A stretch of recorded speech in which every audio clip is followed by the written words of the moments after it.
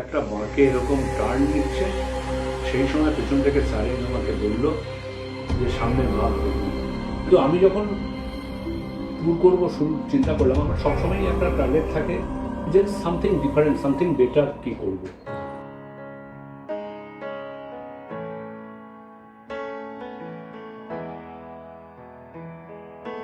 নমস্কার, আমি পবিত্র, আর আপনারা দেখছেন আবার পুস্তক।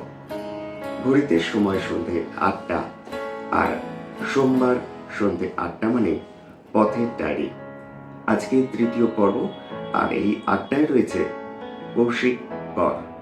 আজকে দাদার কাছ থেকে শুনে নেব আরও নানা অভিজ্ঞতা সম্পর্কে গল্প। কৌশিক দা, আবার তো গল্পের ঝুলি এবং আড্ডা। সালটা 1997 সাল। তো তখন সোশ্যাল মিডিয়া নেই এবং খবরের কাগজে একমাত্র মাধ্যম। তো আপনার প্রথম ট্যুর কোথায় ছিল? এটা প্রথম tour, that is package tour, আমার সুন্দরবন। এই সুন্দরবন ট্যুর হয়েছিল ডিসেম্বর মাসে, দ্যাট ইজ 1997-এরই 25 ডিসেম্বরের সময়। এক্স্যাক্ট ডেটটা আমার মনে নেই, মানে 24 তারিখে গেছিলাম না 25 তারিখে গেছিলাম, তবে ডিসেম্বরে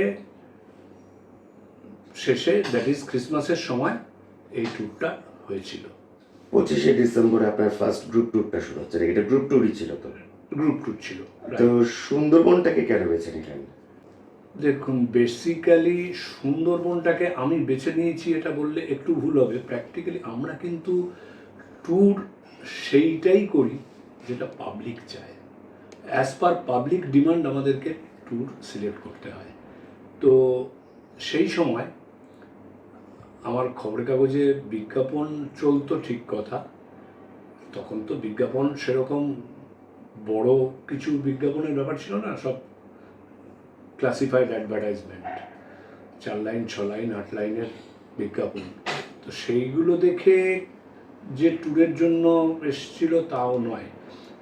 যে ভদ্রলোক ফার্স্ট এই ট্যুরটার ব্যাপারে আমার কাছে এসছেন, উনি জাস্ট অন্য কোনো কাজে গড়িয়াহাট মার্কেটে এসেছিলেন।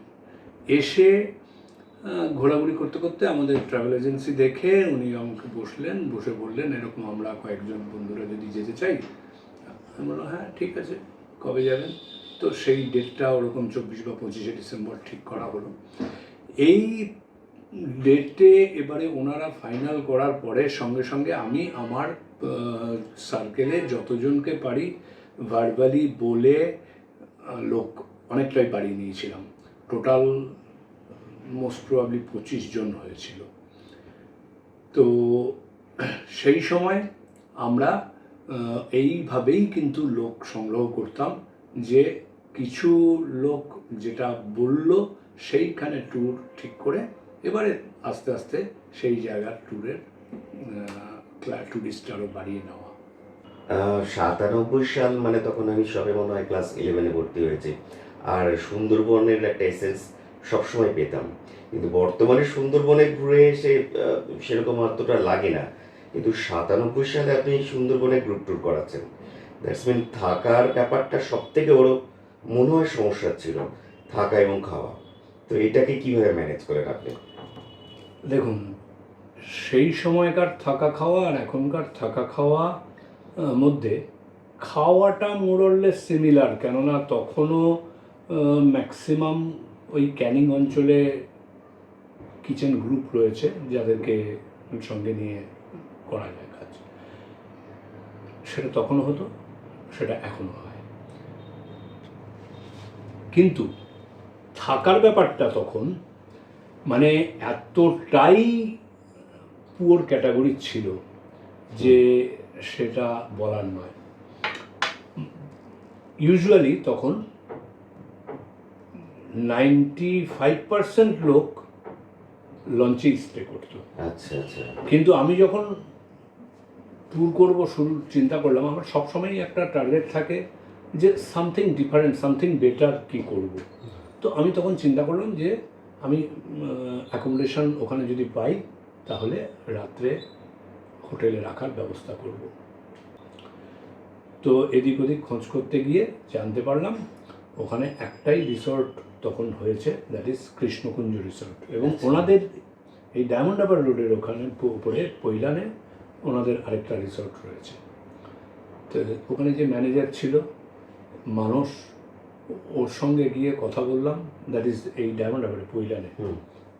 ও আমাকে বললো হ্যাঁ আমাদের রিসর্ট আছে, আমাদের এই আছে, কিন্তু রুম বেশি নেই, 3টে না 4টে রুম আছে বলেছিল।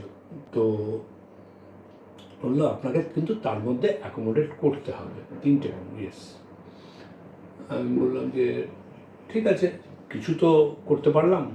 একদম লঞ্চে থাকা মানে তো সে নিচে কিছু একটা বিছিয়ে শুয়ে পড়া, তার চেয়ে তো একটা বেটার কিছু হবে। তো 3টে রুম বুক করে এলাম। এবার আমিও তখন এক্সপিরিয়েন্সড নই, ফলে খুব ডিটেলে খোঁজখবর নেইনি। ওখানে পৌঁছে সন্ধেবেলা যখন নাকি পাখিরালয়ে প্রথম দিন পৌঁছালাম, পাখিরালয়ে ছিল,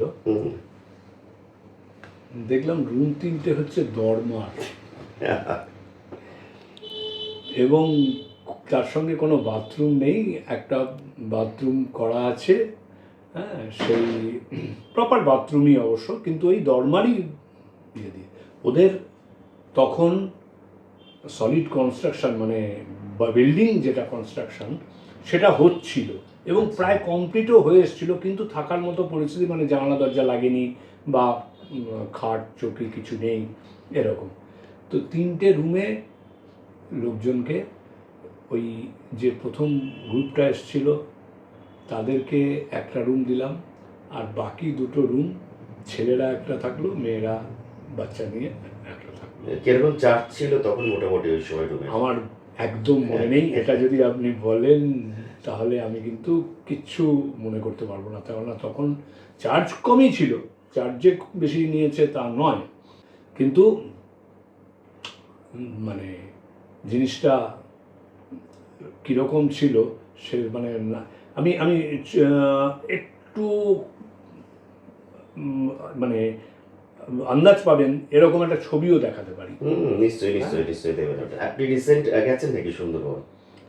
হ্যাঁ, সুন্দরবনে রিসেন্ট মানে হয়তো 2-3 বছরের মধ্যে যাইনি, কিন্তু যাই তো মাঝে মধ্যে। এবং ওই হোটেলটাকে পেয়েছেন খুঁজে? না, ওইটা পরে 2-1বার পেয়েছি, এবং তখন তো কনস্ট্রাকশন হয়ে গেছে, মেন বিল্ডিং কনস্ট্রাকশন হয়ে গেছে, দরমার যে বিল্ডিং সেগুলো ভেঙে চুরে বাতিল করে দিয়েছে, এবং পরে তো কৃষ্ণকুঞ্জ রিসর্ট মোটামুটি একটু ভালোই একটা ইয়ে ছিল। তারপরে যদিও অনেক ভালো ভালো এসছে, ওটা ভালো মানে একটা ভদ্রস্ত জিনিস হয়েছিল, কিন্তু এখন তো অনেক ভালো ভালো হোটেল হয়ে গেছে, আপনারা খুব ভালোভাবেই জানেন। এইটা হচ্ছে সেই দাদার প্রথম গ্রুপ ট্যুর সুন্দরবনে। এই ছবিটাকে আপনাদের ভালো করে দেখাবো। আর একটা কোনটা দেখাচ্ছিলেন দাদা? আর পিছন দিকে দেখুন সেই দরবার, সেই ঘরটা এখন অবশ্য সুন্দরবনে গেলে একদমই পাবেন না। তো এগুলো আপনাদের দেখাবো, এগুলো খুব স্মৃতির পাতায় ভীষণভাবে থেকে যায়। তো আর একটা কথা হচ্ছে এখন তো অনেক রকম চেঞ্জ হয়েছে। তো সুন্দরবনের এই যে ট্যুরটা করেছিলেন, তো এই ট্যুরটার মধ্যে কোনো বেশ মজাদার হাসির গল্প কিছু? হ্যাঁ, মজাদার হাসির গল্পটা বলার আগে বলে নেই যে ইট ওয়াজ ফ্যান্টাস্টিক ট্যুর এই কারণে, এই ট্যুরে মাঝের দিনটায় দিনে 3বার বাঘ দেখা গেছে। অবশ্যই। আমি একদম সামনে যে লঞ্চে সিঁড়িটা থাকে লোয়ার ডেকে যাওয়ার জন্য, সেই সিঁড়ির উপরে তখন বসেছিলাম। লঞ্চটা নদীর একটা বাঁকে এরকম টার্ন নিচ্ছে, সেই সময় পেছন থেকে সারেন আমাকে বলল যে সামনে বাঘ দেখুন।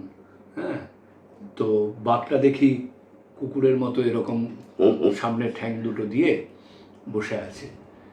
তা আমাদের লঞ্চটা তো ওই দিকে স্ট্রেট তখন চালিয়ে দিচ্ছে, আর আমি দেখতে পেয়ে উত্তেজিত হয়ে এই বাঘ দেখুন বাঘ দেখুন, সবাই বাঘ দেখুন করে চিৎকার করে উঠেছি। তো সবাই বাঘ বাঘ বাঘ বাঘ চিৎকার করেছে। তা আমাদের লঞ্চে একজন প্রফেশনাল ফটোগ্রাফার ছিলেন, উনি আমার মনে নেই তখন ছোটোখাটো একটা কোনো সংবাদপত্র বা সংবাদপত্রের সঙ্গেই যুক্ত ছিলেন। তো ওনার হাতে বেশ বড়সড় ভালো ক্যামেরা ছিল।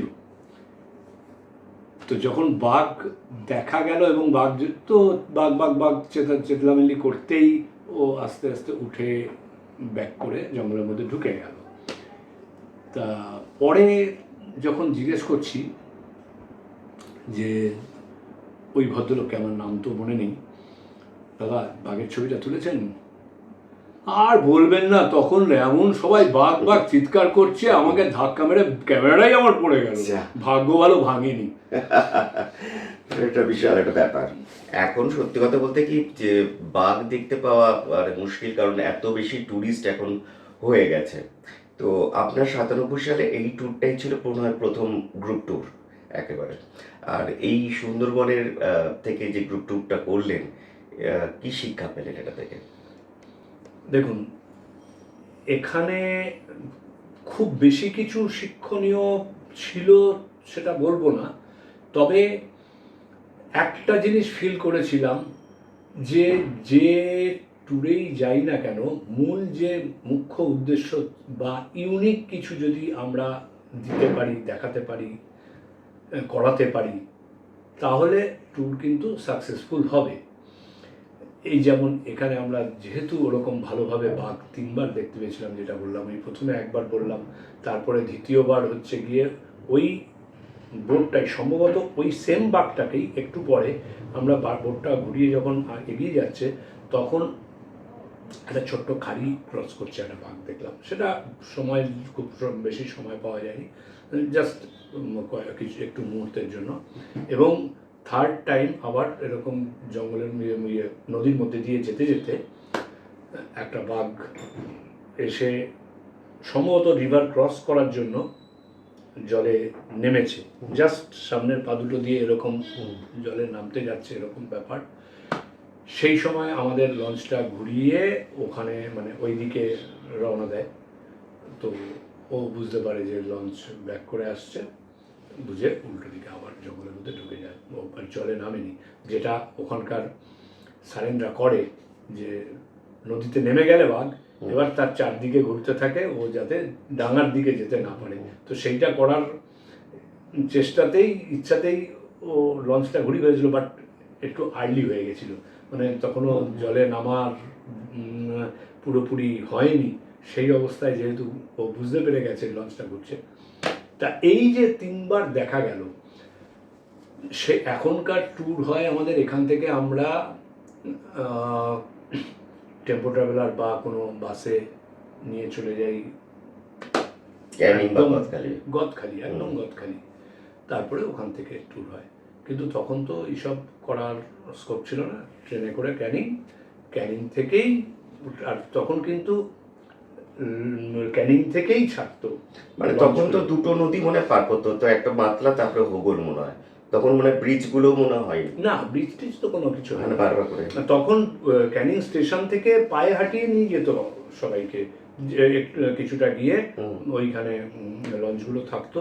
এবং তখন আর একটা বড় সমস্যা ছিল জোয়ার ভাটার, যদি ভাটা এসে যায় তখন মানে পায়ে কাদা ফাদা মেখে সে এক বিধিকিচ্ছিরি ব্যাপার হতো। কিন্তু এখন তো ওইসব প্রবলেম নেই, গদখালিতে তো বিশেষ করে একদমই নেই। তখন ওই ক্যানিং স্টেশন থেকে পায়ে হেঁটেই আমরা লঞ্চ ঘাটে চলে যেতাম, ওইখান থেকেই লঞ্চ ছাড়তো এবং পুরো ট্যুরটা কমপ্লিট করে আবার ওখানেই ফিরে আসতো। কিন্তু আমার ট্যুরিস্টরা ফেরার সময় যখন ট্রেনে উঠে তারা এনজয় ট্রাভেলস জিন্দাবাদ, কৌশিক দা, যুগ যুগ জিও এরকম স্লোগান দিতে লাগলো, সেটা ভেবে আমার এখনো গায়ে কাটা দিচ্ছে যে ওই বাঘটা ওরকম অত সুন্দরভাবে পেয়েছে বলে ওরা কিন্তু এরকম জয়ধ্বনি দিয়েছে। এবং এইগুলোই হচ্ছে গিয়ে ব্যাপার, যেটা আমার মূল লক্ষ্য, যে অ্যাক্টিভিটি বা যে সিন বা যে জায়গা হোয়াট এভার, সেই জিনিসটা যদি আমি ভালোভাবে দেখাতে পারি, করাতে পারি, তাহলে কিন্তু টুরিস্ট স্যাটিসফাইড হবেই। আর একটা হচ্ছে বাঙালি মানে বলে যে খাওয়া দাওয়া, তো সুন্দরবনের মতন ওই প্রত্যন্ত মানে জায়গা এবং ওই সময় তো খাওয়াটাও কি মানে যেটা অ্যাজ ইউজুয়াল হয় সেটাই হয়েছে? হ্যাঁ, খাওয়া দাওয়া নিয়ে কোনো সমস্যার ব্যাপার তখনও ছিল না, এখন তো নেই। এখন তো জানেন অনেক ইলিশ উৎসব থেকে শুরু করে মৎস্য উৎসব এর ভ্যারাইটিস কিছু হচ্ছে, কিন্তু তখনও খাবার দাবার এরকম উৎসবের ব্যাপার ছিল না, কিন্তু সব কিছুই পাওয়া যেত, ভালো মাছ পাওয়া যেত। এবং তখন নদীতে চলতে চলতে জেলেদের কাছ থেকে মাছ কিনে সেই মাছটা প্রিপেয়ার করারও একটা অভ্যেস ছিল। আমরা প্রথম দিকে ট্যুরগুলোতে ওরকম অনেকবার করেছি। তো এই দিস ইজ দ্য ডিফারেন্স, যে তখন কিন্তু ওই টাটকা জিনিসটা নিয়ে খাওয়া, এখন যেটা হয় সবই স্টক করে নিয়ে যাওয়া হয়। ওখানে জেলেদের কাছ থেকে পাওয়া যায়, যায় না তা নয়, কিন্তু সেই সব অভ্যেসটা এখন লোকের একটু কমে গেছে। ও আপনারা শুনলেন এতক্ষণ ধরে সুন্দরবনের বাঘ আর সেই সময়কার নানা গল্প, কিন্তু গল্প কিন্তু এখনো শেষ হয়ে যায়নি। আপনারা কমেন্টে জানাবেন কৌশিকদার কাছ থেকে আর কি কি বিষয়ে জানতে চান। আর ভালো লাগলে লাইক ও শেয়ার করবেন। আবার দেখা হবে আগামী পর্বে, অর্থাৎ আগামী সোমবার সন্ধ্যে 8টার সময়। ততক্ষণের জন্য শুভরাত্রি, নমস্কার।